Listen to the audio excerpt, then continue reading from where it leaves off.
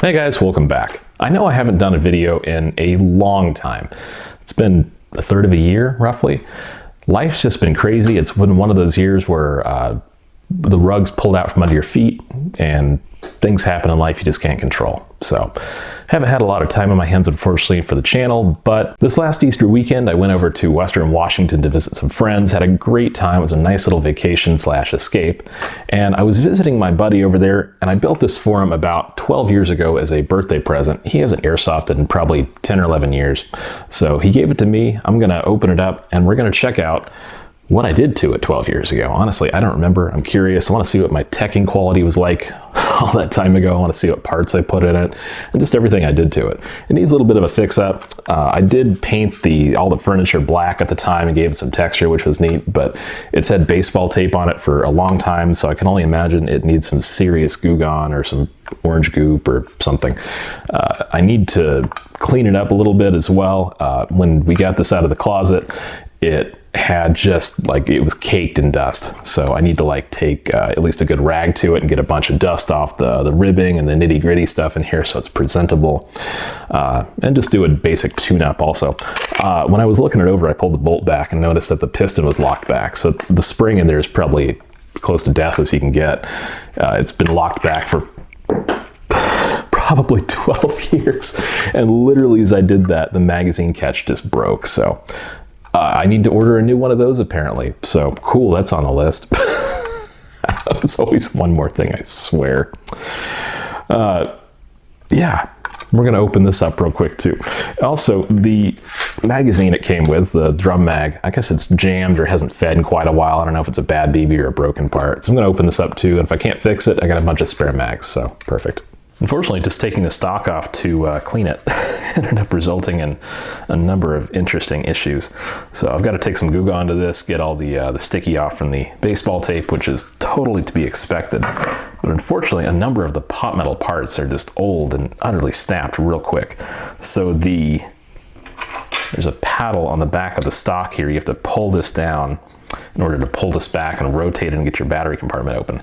That snapped, and that, as well as the sling loop, cracked in half. So, you know, just minor issues, even opening this up and getting to work on it. But hopefully I might have replacement or spare parts for those in a box somewhere. I just need to dig. If not, I'd be surprised if I can't at least order like a completed stock assembly somewhere. All right, this gun actually was a bit of a pain to open. I'll explain that in a second here. But it looks like I put a G&G green bucking in there, so that was actually a pretty good choice a while back. Probably just a spare, or honestly, one of the first ones I had. And then the reason it was tough to get apart is because the plate on top of the gearbox had actually slid back, or maybe I didn't even assemble it correctly. I'm not even sure. It's been a long time.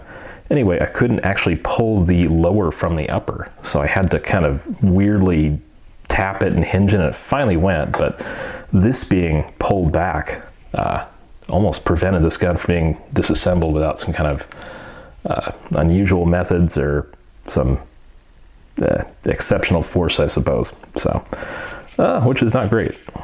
The wiring, gosh, I've learned to solder so much better over the past 12 years. The heat shrink is not great. Looks like I soldered this wiring on at the end. This is all getting redone, by the way, because it looks like crud. And then I had put some electrical tape on here to probably prevent crimping, or I'm not even sure, but it looks terrible. Looks like I did use garter 6mm bushings, which is good because the original plastic ones that were in there were absolutely trash. So honestly, anything would have been better. Looks like the motor, if I recall, this was a G&G motor. It's one of like a test, a cheap one I ordered probably 15 plus years ago. It's an oldie. And I want to say this was a Classic Army end bell I put on here, the blue plastic piece. So I think the red G&G one ended up cracking or something like that. I'm pretty sure this is a different pinion than what was on there. It might be the G&G one, I can't tell. But either way, this is very much a Franken motor. The gearbox opened up here.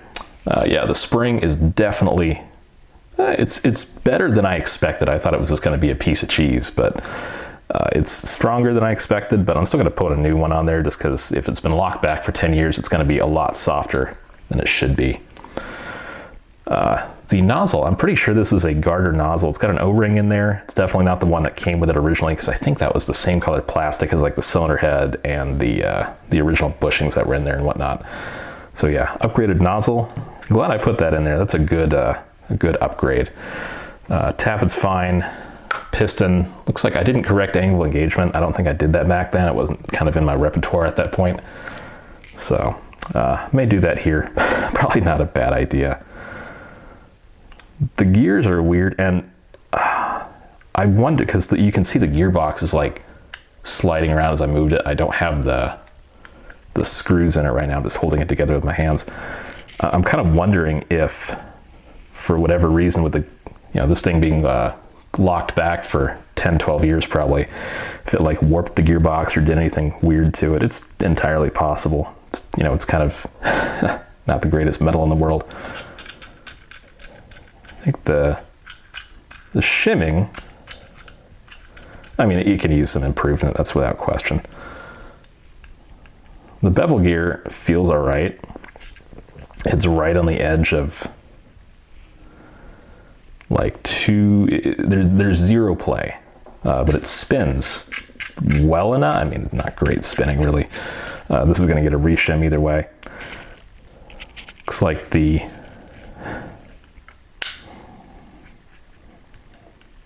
spur gear has a fair amount of play to it. I'm surprised. That's unfortunate. But the sector gear actually feels really good. As far as the height between the gears, I think the sector to spur looks all right. And the gear height is actually all right overall. So some minor changes, nothing too crazy. But I'll tell you overall, it's really interesting looking at this and seeing how my teching quality has changed over about 12 years or so. It's very, very different from what it used to be. And I'll tell you, the wiring alone, I'm not thrilled with at all. I don't splice wiring anymore. This is probably all going to get 100% redone. And then, yeah, the soldering, I'm sure is terrible, and the heat shrink is atrocious looking. So yeah, you can tell this is all kind of soldered together. Not great. Definitely worked, but not great. So I'm glad I put the upgrade parts in here. I did. The motor definitely would have been not my first choice, and probably much closer to my last choice.